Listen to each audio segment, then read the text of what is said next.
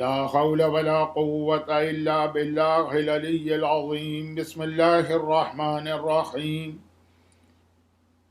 الحمد لله الملك الحق المبين قاسم الجبارين مبير الظالمين رب الشهداء والصديقين، والصلاة والسلام على سيد المرسلين وخاتم النبيين ورحمة للعالمين أبي القاسم محمد.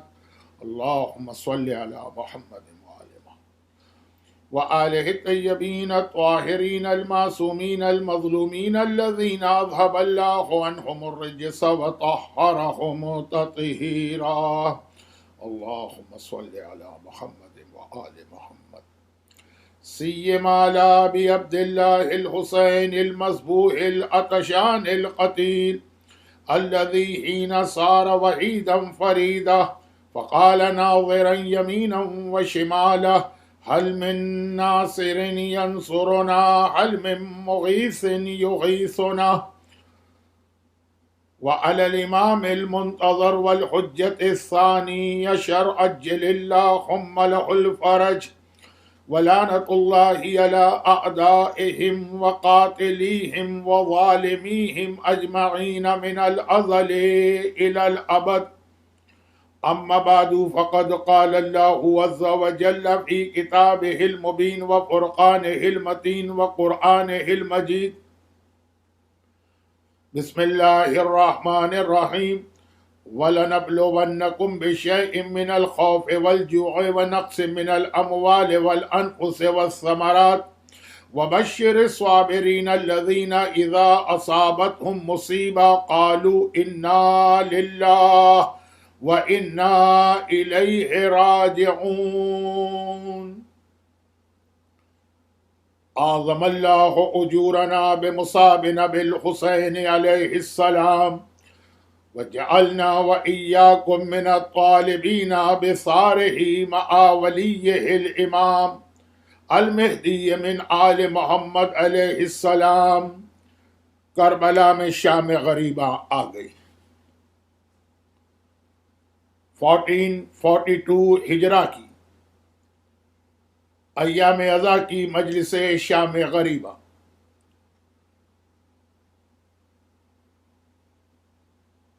اور اگرچہ شام غریبہ کی مجلس میں غم کے بیان سے ہٹ کر کچھ اور بیان کرنے کو دل نہیں چاہتا ہے، لیکن چونکہ میرے مظلوم آقا نے میدان کربلا میں اپنی شہادت تک اور پھر شام غریبہ تک قدم قدم پر ہمیں بہت سارے پریکٹیکل لائف کے میسیجز دی. عاشورے کے دن کبھی اکبر کا لاشا اٹھاتے ہوئے، کبھی عباس کے سرانے پہنچتے ہوئے، کبھی علی اصغر کی ننھی سے قبر کو کھودتے ہوئے. اس لیے دل نہ چاہنے کے باوجود آج شروع میں کچھ ایسی باتیں بیان کر رہا ہوں جو آپ میں سے ہر ایک کو معلوم ہے. صرف اس لیے اس کو دوہرا رہا ہوں کہ ذرا سا آپ کے ذہن میں یہ پیغام ریفریش ہو جائے، تازہ ہو جائے. اور اس کے حوالے سے ایک بات عرض کر کے پھر میں مصائب شام غریبہ پہ آتا ہوں. قرآن نے کہا کہ ہم تم میں سے ہر ایک کا امتحان لیں گے، خوف سے بھی، بھوک سے بھی، مال کی کمی سے بھی، جان کی قربانی سے بھی، اولاد کے لاشوں سے بھی. وہ صبر کرنے والے، ان کے لیے خوشخبری اور بشارت ہو جو ہر مصیبت میں کہتے ہیں انا للہ و انا الیہ راجعون. اللہ کی طرف سے آئے ہیں، اللہ کی طرف پلٹ کے جانا. قرآن کریم کی اس آیت کی بیسٹ تفسیر کربلا کا میدان اور عاشورے کا دن. عاشورہ اور کربلا خالی ایک مقتل نہیں ہے، ایک مکتب بھی، مقتل جہاں شہادتیں ہوں، جہاں قتل ہو، مکتب بھی ہے جہاں پہ ہمیں بہت سارے میسیجز اور درس دیے جائیں۔ کربلا کا پہلا پیغام ہے نماز۔ عاشور کی صبح آقا حسین علی اکبر کی اذان اور خود نماز پڑھا کے جو نماز کا سلسلہ شروع کیا۔ ظہر کا وقت آیا، ایک صحابی ابو ثمامہ سیداوی نے آسمان کو دیکھ کے کہا فرزند رسول نماز ظہر کا وقت آ گیا۔ حسین نے پہلے تو ہاتھ اٹھا کے اس کو دعا دی۔ نماز کو یاد کرنے والے کو اتنا ہی اگر خیال آ جائے کہ میں نماز کو یاد رکھتا ہوں، اس کے بدلے میں مجھے حسین مظلوم کی دعا ملتی ہے، اتنی قیمتی چیز ہے یہ دعا کہ اس کے خاطر تو آدمی اپنے پورے گھر کو قربان کر دے۔ جعلک اللہ من المصلین، اے ابو ثمامہ، اللہ تمہیں نمازیوں میں شامل کر کے قیامت میں اٹھائے، تمہیں نمازیوں میں قرار دے۔ اور عاشور کی مغرب آئی، کربلا کی تمام بیویوں نے ان لاشوں کے درمیان، خاندان کے 18 لاشیں ہیں، اس کے درمیان کربلا کی مٹی پہ تیمم کر کے پہلے تو نماز مغربین ادا کی۔ اور میرے مظلوم آقا نے تو، سید الساجدین نے تو اسی رات کو نماز کے بعد وہ سجدہ کیا کہ ایک طرح سے یہ سمجھیے کہ وہ سجدہ فجر تک چلتا رہا۔ چنانچہ میرا چوتھا امام عابد نہیں بنا، زین العابدین بنا، ساجد نہیں بنا، سید الساجدین بنا۔ تو کربلا کا اہم ترین پیغام ہے نماز۔ خالی بوڑھے بوڑھے لوگ نماز نہ پڑھیں، کربلا کے اندر 90 سال کے بوڑھے سے لے کے 9 سال کے بچے تک نے حسین کے پیچھے اس وقت نماز پڑھی جب تیر برس رہے تھے۔ جعفری سینٹر اٹلانٹا میں آرام دہ حالات میں بھی نماز پڑھنا بہت سے لوگوں کے لیے مشکل ہوتا ہے۔ شام غریبہ میں یہ بیان مجھے بہت مشکل لگ رہا ہے، لیکن کیا کروں، شام غریبہ میرے آنکھوں کے سامنے 61 ہجری کی کربلا کی شام غریبہ آ رہی ہے، پورا عاشور کیسے گزرا۔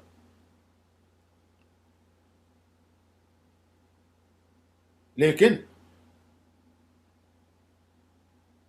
نماز پڑھنے والوں میں سے بعض وہ ہے نا جن کے لیے قرآن نے بہت ہی کنڈیم کرنے کا لفظ استعمال کیا، فویل للمصلین، عذاب خدا ہو، تباہی ہو، بربادی ہو ان نماز پڑھنے والوں پر۔ تو نماز کے ساتھ جو دوسرا اہم میسج یاد رکھنا، اور یہ بہت اہم میسج ہے، کربلا میں دیا گیا، عاشور کے دن دیا گیا۔ عاشور کا دن شروع ہوا اذان سے، نماز ہو گئی، اب جہاد کی تیاری۔ حسین نے اپنے لشکر کو ترتیب دیا، عمر سعد اپنے لشکر کو آرگنائز کر رہا۔ جنگ شروع ہونے والی، دونوں لشکروں کے بیچ میں جو خالی جگہ ہے جہاں پہ یہ جنگ ہوگی، ایک بار حسین ذوالجناح پہ سوار ہو کے وہاں تک آئے اور پھر اونٹ کو منگوایا، اپنی سواری کا جانور چینج کیا، گھوڑے سے اتر کے اونٹ پہ سوار ہوئے،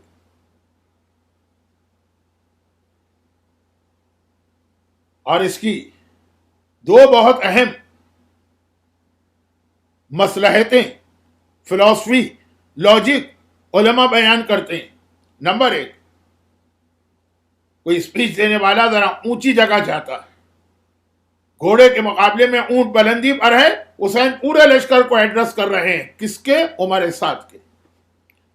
مگر اس سے زیادہ اہم میسج یہ ہے کہ عرب میں گھوڑا جنگوں میں استعمال ہوتا، اور اونٹ جو پیس اور امن اور ٹریولنگ اور صحرا میں آدمی جاتا ہے۔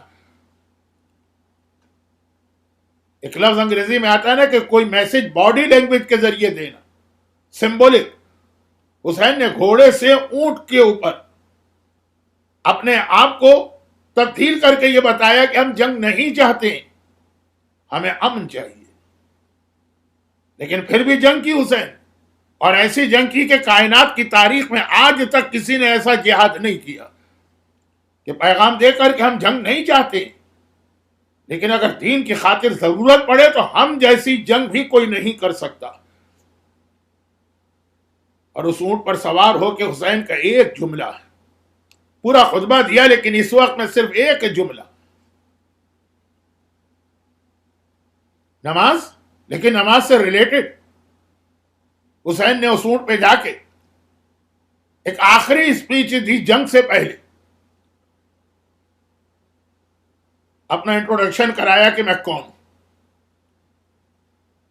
اپنی فیملی یعنی رسول کے ذریعے سے اپنا انٹروڈکشن، اپنے فضائل، پھر شریعت کہ چلو بھائی اگر مجھے ایک عام مسلمان مانو تب بھی ایک عام مسلمان کے قتل کی اجازت کب ہے، اس میں سے میں نے کون سی غلطی کی ہے کہ تم میرے خلاف میدان میں آئے ہو۔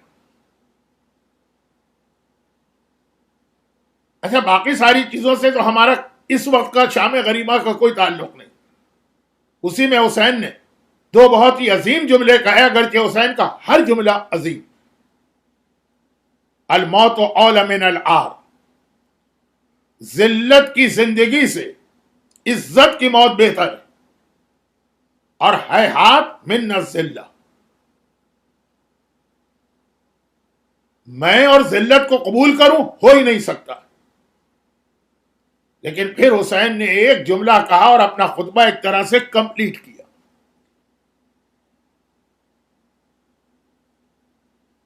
اور وہ یہ میسج کہ یہ سب کچھ تم کو میں نے بتا دیا لیکن مجھے پتا ہے تم پر اثر کچھ نہیں ہوگا، کیونکہ لقد ملئت بطونکم من الحرام، تمہارے پیٹ حرام مال سے بھرے ہوئے ہیں۔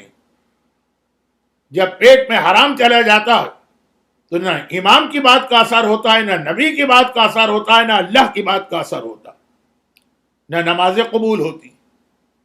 میدان کربلا میں حرام کا پیغام دیا جا رہا کہ مال حرام سے اپنے آپ کو بچاؤ۔ شام غریبہ کی مجلس سننے کے بعد اب کل سے تمہاری زندگی میں کم از کم یہ چینج آنی چاہیے، اور انشاءاللہ جو ریمیننگ دو مجالس ہیں اس میں دو تین چیزیں آپ کو بتاؤں گا کہ کیسے ہمارے یہاں ان انٹینشنلی بھی حرام آ جاتا۔ شام غریبہ مجھے یہ اچھا نہیں لگ رہا، لیکن چونکہ کورونا ڈیزیز کی وجہ سے آپ حضرات اپنے گھروں میں بیٹھے ہیں، آپ خواتین اپنے گھروں میں بیٹھی، اس وقت اگر صف بچھی ہوتی اور آپ عزاخانے میں ہوتے اور ساری لائٹنگ بند ہوتی اور اندھیرے میں مجلس پڑھی جا رہی ہوتی تو نہ مجھ میں ہمت ہوتی کہ میں کوئی بیان کروں، اور نہ آپ تیار ہوتے۔ کربلا کا آج کی حد تک تیسرا اور آج کی مجلس میں لاسٹ میسج سن لیجیے، پھر ایک ریکویسٹ اور پھر شام غریبہ۔ اور کربلا کا تیسرا اہم ترین میسج ہے حجاب۔ اصل میں یہ مال حرام ہی ہے جو آدمی کو بے حجاب بناتا ہے۔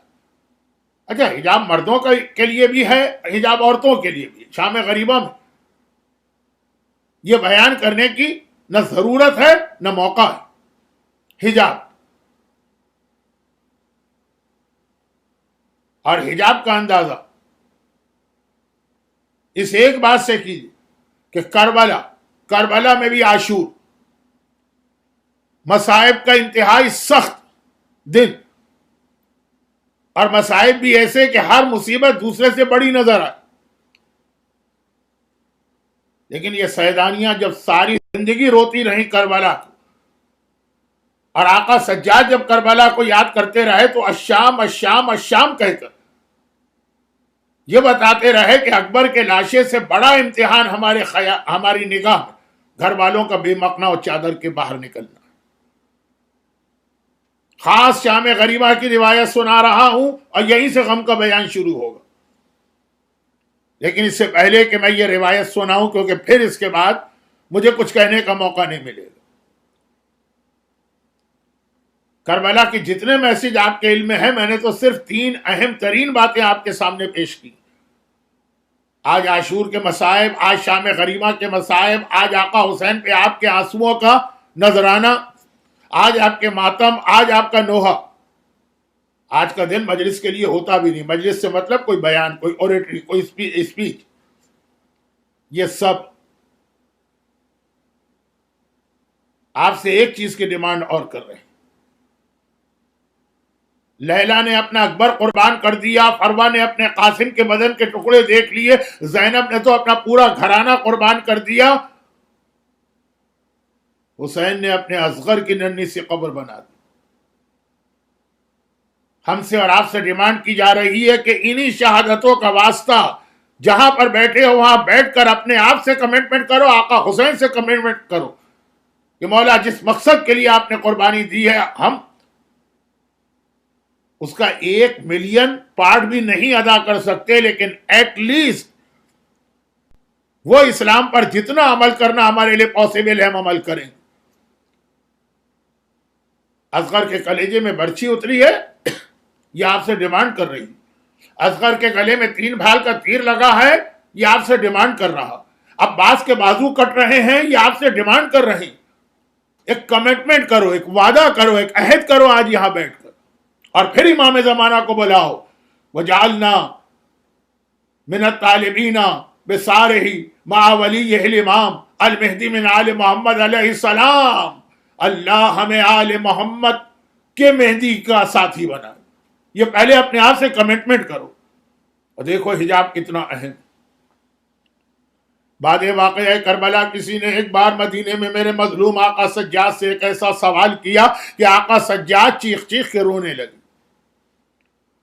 راوی کہتا ہے کہ مولا میں تو کربلا میں اس دن نہیں تھا، لیکن جو لوگ تھے ان میں سے کچھ لوگوں نے یہ بتایا کہ جب کربلا میں شام غریبہ آئی اور جب کربلا میں خیمے جلے اور آپ کا گھرانہ جس میں صرف عورتیں اور بچے رہ گئے تھے، مرد تو کوئی نہیں تھا، سب گھبرائے ہوئے ہیں، سب پریشان ہیں، سب فریاد کر رہے ہیں، مگر ایک بیوی ایسی ہے جس کے سر پہ سرخ چادر ہے، مگر وہ صبر کا ایسا مجسمہ ہے اور ایسی شجاعت و بہادری کا مظاہرہ کر رہی، یہ ساری بیویوں کو جمع کر رہی، بچوں کو تسلی دے رہی. مولا جب آپ خیمے میں، جلتے ہوئے خیمے میں تھے تو آپ کو خیمے سے اٹھا کے بلا رہی. مولا وہ بیوی کون تھی؟ سجاد نے سر جھکا کے کہا وہ میری پھوپھی ثانیہ زہرا زینب کبریٰ تھی. راوی نے کہا لیکن مولا جس نے مجھے یہ بتایا اس نے یہ بتایا کہ اس رات کو زینب کے سر پہ سرخ رنگ کی چادر تھی. کیا شہزادی کو کوئی اور چادر نہ ملی کہ لال رنگ کی چادر؟ ہائے مولا! سجاد چیخیں مار کے رونے لگے. سوال کرنے والے تو نے سوال نہیں کیا، میرے کلیجے پہ تیر مارا. زینب کی چادر سرخ نہیں تھی، سفید تھی. لیکن جب خیمے میں اکبر کا لاشا آیا اور زینب ہائے اکبر بیٹا کہہ کے لاشے پہ گری تو جوان کے سینے سے نکلنے والے خون نے زینب کی سفید چادر کو سرخ اور لال کر دی. زینب خیمے کے اندر جہاں صرف خواتین ہیں، اکبر جیسے جوان کا ماتم کریں، ساری دنیا کے انسان مل کر اکبر کے بدن کے ایک بال کے برابر اہمیت نہیں رکھتے جو اکبر جیسے جوان کا ماتم کریں. زینب وہاں بھی چادر اتار کے ماتم نہیں کریں، اتنا خیال کر رہی ہیں چادر کا کہ اس سینے پر بھی گر رہی ہیں جس میں برچھی لگی تھی، تب چادر اوڑھ کے گر رہی. اے محترم خواتین، اے زینب کو پرسہ دینے والیوں، اے لیلا کے غم میں شریک ہونے والیوں، اے اکبر پہ ماتم کرنے والیوں، اے اکبر کو یاد کرنے والے مردوں، کمٹمنٹ کرو. زینب کی چادر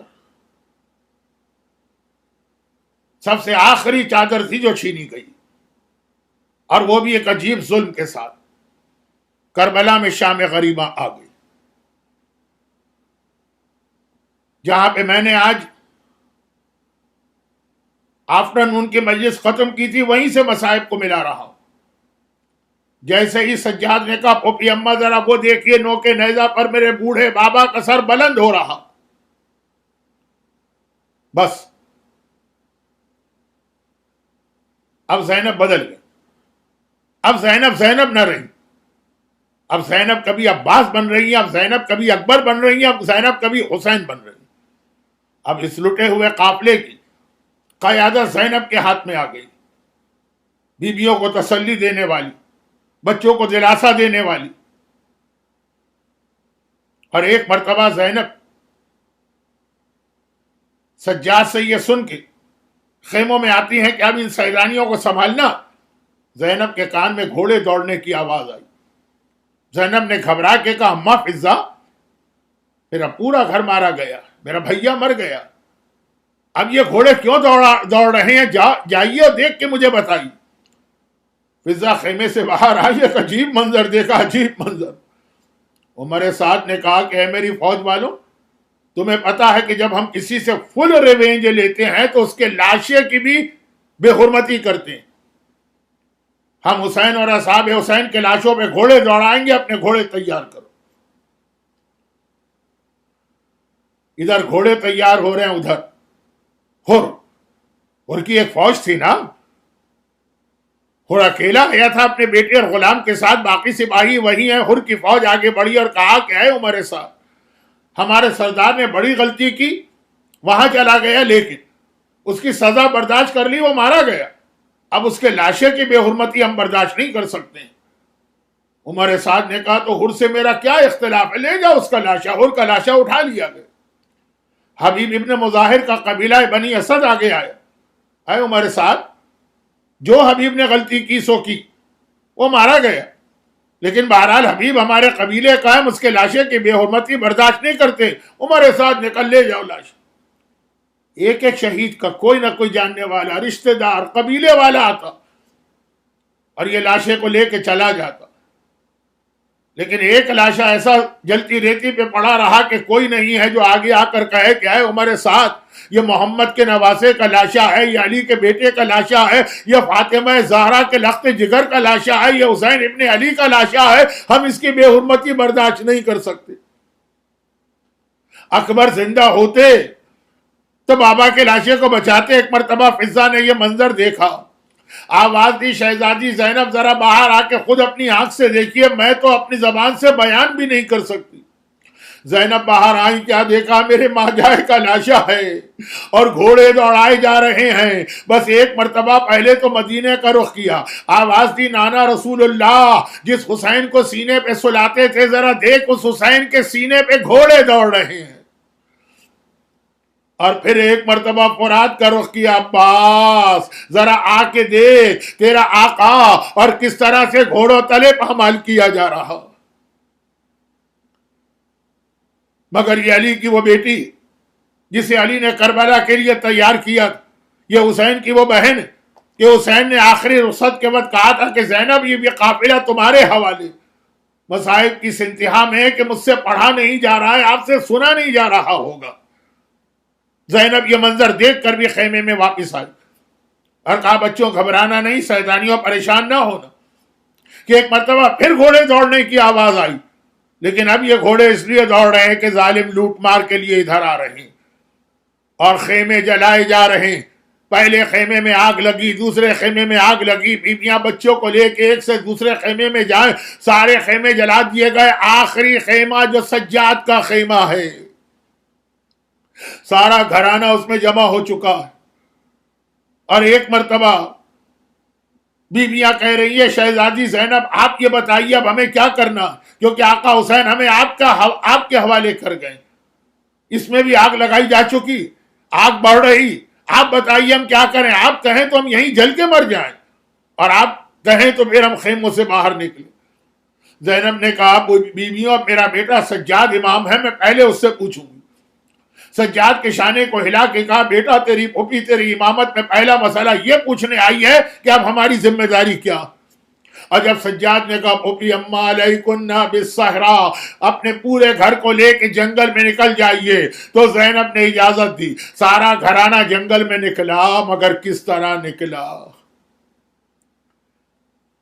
کربلا کے واقعے کے بعد مدینے میں ایک بار کسی نے سجاد سے یہی سوال کیا تھا، مولا جب آخری خیمہ جلا اور بیویاں باہر آئیں، بچے باہر آئے تو ان کی کیا حالت تھی؟ مولا سجاد کے ہاتھ میں تسبیح ہے، مولا نے تسبیح دکھائی، کہا کہ اگر یہ تسبیح ٹوٹ جائے تو کس طرح سے دانے زمین پہ بکھر کے رہ جاتے ہیں۔ میدان کربلا میں آخری خیمے سے جو بچے نکلے، جو بیویاں نکلی، تو بس اس طرح میدان کربلا میں بکھر گئے جیسے تسبیح کے ٹوٹی ہوئی تسبیح کے دانے۔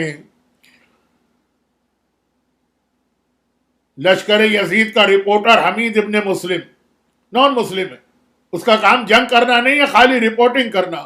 وہ کہتا ہے کہ میں ایک کونے میں کھڑا یہ منظر دیکھ رہا تھا، میں نے دیکھا کہ جب آخری خیمہ جلا ساری بیویاں باہر آ رہی ہیں، واہ جدہ واہ محمدہ واہ علیہ واہ عباسہ کی فریاد بلند کرتے ہوئے، تو سب سے آخر میں ایک چھوٹی سی بچی باہر آئی، اور وہ بچی اتنی دیر سے باہر آئی ہے کہ اس کے کرتے میں آگ لگ چکی ہے، مگر اسے کوئی فکر نہیں ہے آگ کی، بس وہ بار بار ماتم کرتی ہے، کبھی کہتی ہے ہائے میرے بابا کہاں ہو، کبھی کہتی ہے ہائے میرے چچا کہاں ہو۔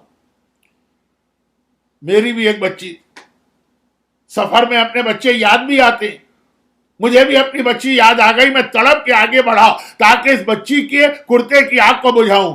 جیسے ہی میں قریب گیا میں نے ہاتھ بڑھانا چاہا، یا تو وہ بچی ماتم کر رہی تھی اور آگ کو بھولی ہوئی تھی، ادھر میرا ہاتھ آگے بڑھا اور ادھر وہ بچی تڑپ کے پیچھے ہٹی۔ جلال کے عالم میں کہا خبردار میرے جسم کو ہاتھ نہ لگانا، میں فاطمہ کی پوتی سکینہ ہوں، سکینہ نامحرم میرا بدن نہیں چھو سکتا ہے۔ میں نے ہاتھ جوڑے اور کہا کہ بی بی بس فقط کرتے کی آگ کو بجھانا۔ خالی کرتا پکڑا، آگ بجھائی، بچی نے حیرت سے مجھے دیکھا، کہا کہ اے شخص تو ذرا مہربان نظر آ رہا ہے، ایک مہربانی اور کر دے اور مجھے بتا دے کہ نجف کس طرف ہے۔ میں حیران ہوا، میں نے کہا بچی کربلا میں بیٹھ کے نجف کیوں پوچھ رہی؟ کہا تجھے نہیں پتا نجف میں میرا دادا پوری کائنات کا مشکل کشا دفن ہے، میں جاؤں گی اور اپنے آپ کو دادا کی قبر پہ گراؤں گی اور فریاد کروں گی دادا آپ ہر ایک کے یتیموں کی مدد کو آتے، آپ کے حسین کی یتیمہ تماچے کھاتی رہی، کوڑے کھاتی رہی، دادا آپ کو بلاتی رہی اور آپ اپنی سکینہ کی فریاد کو نہ آئے۔ شام غریبہ سکینہ دادا علی کو یاد کر رہی ہے اور پکار رہی ہے، اور ادھر اندھیرا چھا گیا، سورج ڈوب گیا، کربلا کا جنگل ہے، کربلا کا بیابان ہے۔ ہاں ایک جگہ پہ تھوڑی سی روشنی ہے، یہ روشنی کیسی ہے؟ کیا کوئی غیرت مند مسلمان چراغ لے کے آ گیا اور اس نے کہا کہ اے رسول کی بیٹی تمہارے ساتھ چھوٹے چھوٹے بچے ہیں، جنگل کے اندھیرے میں ڈر نہ جائیں، یہ چراغ رکھو؟ نہیں، یہ چراغوں کی روشنی نہیں ہے، یہ جلتے ہوئے خیموں کی روشنی ہے، جس میں زینب اپنے لٹے ہوئے گھر کو لے کے بیٹھ گئی اور ایک مرتبہ کہا کلثوم بہن، جب خیمے جلے تھے اور بچے باہر نکلے تھے تو گھبرا کے وہ ادھر ادھر بکھر گئے تھے، آؤ سارے بچوں کو جمع کریں اور ایک جگہ لا کے سلائیں۔ یہ علی اور فاطمہ کی وہ بیٹیاں ہیں جو دن کی روشنی میں بھی، شہروں میں بھی کبھی گھر سے باہر نہیں نکلی اکیلے، اور آج شہر نہیں ہے، بیابان جنگل ہے، دن کی روشنی نہیں ہے، رات کا اندھیرا ہے، مگر ہیں علی کی بیٹیاں نا، دونوں اس جنگل میں بیابان میں اندھیرے میں بچوں کو ڈھونڈتی ہوئی چلی، بچوں کو لے کے آ رہی ہیں، کہیں بچے سو رہے تھے ان کو لے کے آئیں، کہیں بچے رو رہے تھے ان کو لے کے آئیں۔ ایک جھاڑی کے پیچھے زینب نے دیکھا کہ دو بچے ایک دوسرے کے گلے میں باہیں ڈالے لیٹے ہیں۔ زینب نے کہا کلثوم بہن آہستہ چلو، ایسا لگ رہا ہے کہ ان کو نیند آ گئی ہے، سو گئے ہیں، کہیں بیدار نہ ہو جائیں۔ قریب آئیں تو دونوں بہنوں نے دیکھا یہ سوتے ہوئے بچے نہیں ہیں، یہ بچوں کے لاشیں ہیں جن کے سینے پہ گھوڑوں کی ٹاپوں کے نشان ہیں۔ زینب نے کہا کلثوم بہن گھبراؤ نہیں، ایک لاشا تم اٹھاؤ، ایک لاشا میں اٹھاتی۔ علی کی بیٹیاں جھکتی ہیں، ایک ایک لاشا دونوں نے اٹھایا، لیکن اب زینب کا دل بھر آیا، ایک بار پلٹ کے فرات کو دیکھا اور کہا عباس تو نہ رہا تو آج یہ وقت آ گیا کہ تیری بہنوں کو لاشیں بھی خود سے اٹھانا پڑ رہے ہیں۔ سارے بچے آ گئے، حسین کی سکینہ نظر نہیں آ رہی، زینب پریشان ہو گئی. سارے بچے آ گئے, سو رہے تھے وہ بھی آ گئے, رو رہے تھے وہ بھی آ گئے, لاشیں تھے وہ بھی آ گئے. سکینہ نظر نہیں آ رہی. ہائے میرے بھائی کی امانت, خاص طور پہ بھیا سکینہ کو میرے حوالے کر کے گیا. خدا آپ کے گھروں کو سلامت رکھے, خدا آپ کے بچوں کو سلامت رکھے. آپ آرام سے اس وقت اپنے گھروں میں بیٹھ کر شام غریبہ کے مصائب سن رہے ہیں. ذرا فاطمہ کی بیٹیوں کی بے کسی اور مجبوری اور مصیبتوں پہ غور کیجیے. زینب گھبرا گئی. ہائے میری سکینہ, بھیا میرے حوالے کر گیا. ایک مرتبہ بے چین ہو کر کلثوم سے کہا, کلثوم تم فرات کی طرف جاؤ, میں مقتل میں جاتی ہوں, سکینہ کو تلاش کرو. کلثوم سکینہ کو ڈھونڈتی ہوئی فرات کی طرف چلی. سکینہ تو نظر نہ آئی, عباس کا لاشا نظر آ گیا. خدا کسی بوڑھی بہن کو جوان بھائی کا ایسا لاشا نہ دکھائے جو امتحان کلثوم نے دیا. اور زینب مقتل کی جانب جا رہی, مقتل یعنی جہاں حسین شہید ہوئے. آواز دیتی چلی, اینا سکینہ, اینا سکینہ, سکینہ بیٹی کہاں ہو, سکینہ بیٹی کہاں ہو. ایک بار حسین کی آواز آئی, زینب آہستہ بولو, آہستہ بولو, سکینہ یہاں ہے. اللہ جب کبھی کربلا میں لے جائے اور آپ آقا حسین کی زری کو پکڑے, یہی وہ جگہ تھی, حسین کا لاشا. سکینہ گئی تو کیا دیکھا کہ یا تو بھائی کے سینے پر سکینہ لیٹ. زینب گئی تو کیا دیکھا, یا تو بھائی کے سینے پہ سکینہ لیٹ گیا یا بھائی کے پہلو پہ. بعض علماء کہتے ہیں سینے پہ لیٹی تھی, بعض کہتے ہیں نہیں, سینے میں تو اتنے تیر لگے ہوئے تھے تو سکینہ برابر میں لیٹی, سو رہی. ایک بار زینب قریب آئی اور یہ دیکھا کہ سکینہ بھائی کے پہلو میں لیٹی. بعض علماء کہتے ہیں کہ سینے میں تیر تھے تو سکینہ بھائی کے پہلو میں, حسین کے. زینب نے سکینہ کو بیدار کیا, سکینہ بیٹی اٹھو, یہاں کہاں آ گئی. کہا پھوپھی اماں جب شمر نے تماچے لگائے, جب عمر سعد نے کوڑے مارے تو میں بابا کو پکارتی ہوئی چلی, بابا اپنی سکینہ کو بچا لے, کوڑے پڑ رہے ہیں, تماچے لگ رہے ہیں. اس لاشے میں سے آواز آئی, الیہ الیہ, سکینہ ادھر آ جا, سکینہ ادھر آ جا. زینب نے کہا اچھا سکینہ چلو ہمارے ساتھ, گھر والوں کو چھوڑ کے جنگل میں کوئی نہیں سوتا. سکینہ نے کہا لیکن پھوپھی اماں میرا بابا تو یہیں سو رہا. کہ بابا کو سونے دو, تم ہمارے ساتھ چلو. اور ایک مرتبہ کربلا کی شام غریبہ کا مشکل ترین وقت آ گیا, مشکل ترین وقت آ گیا.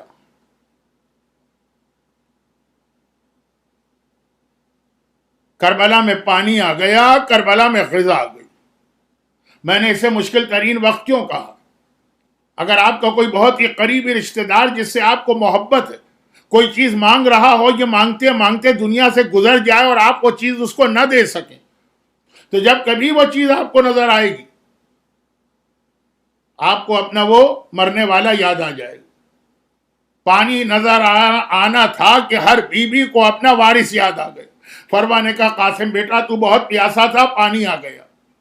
لیلا نے ایک مرتبہ کہا کہ اکبر بیٹا تو باپ سے بھی پانی مانگ رہا تھا, پیاسا دنیا سے گیا, پانی آ گیا. زینب کی نگاہ پانی پہ پڑی اور ایک مرتبہ زینب نے کہا سجاد بیٹا یہ پانی واپس کر دے, مجھے پانی نہیں پینا. سجاد نے کہا نہیں پھوپھی اماں پانی پی لی. کہا سجاد میں کیسے پانی پی لوں, میرا پورا گھرانہ پیاسا دنیا سے چلا گیا, میں پانی پیوں. کہا کہ ہاں پھوپھی اماں پانی پی لی. زینب نے کہا نہیں سجاد میں پانی پی ہی نہیں سکتی, میرا ماجایا پیاسا. سجاد نے کہا اچھا پھوپھی اماں تو پھر ایک منظر تو دیکھی. اپنا ہاتھ پھوپھی کی آنکھ پہ رکھا, یہ امامت کا ہاتھ ہے, اور کہا آسمان پہ نگاہ ڈالی. زینب نے دیکھا کہ آسمان پر جنت نظر آ رہی, کوثر نہر بہ رہی ہے, کوثر کے کنارے رسول خدا مسند سے ٹیک لگائے بیٹھے اور سامنے آقا حسین کھڑے, اور ساقی کوثر حیدر کرار کوثر سے جام بھر کر حسین کو دے رہے ہیں, لے حسین پانی پی لے. حسین نے دیکھا کہ بابا میں پانی نہیں پی سکتا, हसन मुश्तबा आगे बढ़े, वो जाम लिया, हुसैन के सामने रखा, हुसैन भैया पानी पी ले। नहीं भाई मैं पानी नहीं पी सकता। रसूल खुदा ने वो पानी का जाम लिया, हुसैन पानी पी ले। कहा नाना मैं ये पानी नहीं पी सकता। आखिर में दुखियारी माँ फातिमा आगे बढ़ी, जन्नत का किनारा, जन्नत कौसर का किनारा, और फातिमा ने कहा ऐ मेरे लाल अब तो अल्लाह ने तेरा इम्तिहान ले लिया है, इजाजत मिल गई है, पानी पी ले। कहा अम्मा मैं ये पानी नहीं पी सकता। माँ ने पूछा बेटा क्यों? कहा अभी मेरी ज़ैनब प्यासी है, अभी मेरे बच्चे प्यासे। सज्जाद ने कहा पोपी अम्मा अगर आपने ये पानी ना पिया तो मेरा बाबा भी प्यासा रहेगा। ज़ैनब ने कहा मुझे कोई एतराज नहीं है, पानी लिया लेकिन पानी फिर भी ना पिया। सकीना के करीब गई जो फिर सो चुकी थी, सकीना को बेदार किया, सकीना बेटी उठ जा। सकीना घबरा के उठी, पोपी अम्मा क्या बात है? कहा बहुत प्यासी थी ना, पानी आ गया है, पानी पी ले। पानी भी आ गया, लेकिन बच्ची तड़प के कहती है पोपी अम्मा पानी आ गया, क्या मेरा चचा अब्बास आ गया? ज़ैनब ने कहा अब्बास तो नहीं आए, पानी आ गया। सकीना ने कहा पोपी अम्मा जब पानी आ गया, पूरा घर प्यासा है, तो आप पीजिए। कहा नहीं बेटी पहले तुझे पीना। तो मेरे भैया सज्जाद को दें, वो तो बीमार भी है। कहा नहीं तुझे पीना। मेरी माँ रबाब को दें। कहा नहीं तुझे पीना। पोपी अम्मा आखिर सबको छोड़ के मुझे क्यों दिया जा रहा? कहा कि दस्तूर यह है कि पहले उसको दिया जाता है जो सबसे छोटा होता। सकीना ने कहा सकीना आप कुछ ना बोल, लाइए पोपी अम्मा पानी मुझे दीजिए। पानी लिया लेकिन पानी पिया फिर भी नहीं। पानी लेके मख्तल की जानिब दौड़ी। ज़ैनब ने पूछा सकीना बेटी कहाँ जा रही है? पोपी अम्मा आप ही ने तो कहा था पहले छोटों को पानी देते हैं, मेरा असगर भैया करबला का सबसे छोटा शहीद, जाके पहले असगर भैया को पानी पिलाऊंगी और फिर खुद पानी पीऊंगी। मातम